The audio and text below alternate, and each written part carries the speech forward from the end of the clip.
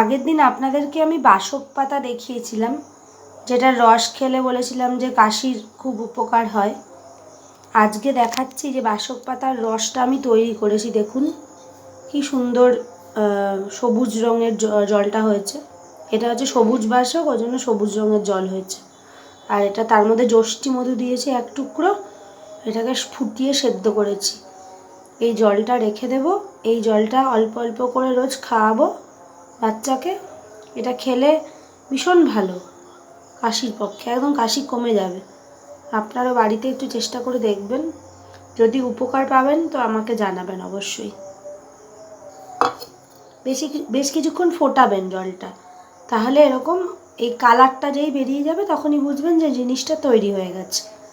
আর আরেক রকম লাল বাসক পাতা হয়, সেই বাসক পাতাটা যদি এরকম ফোটান সেটা দেখবেন পুরো লাল কালারের জলটা হবে, ওটাও উপকার। দুটো দু রকম।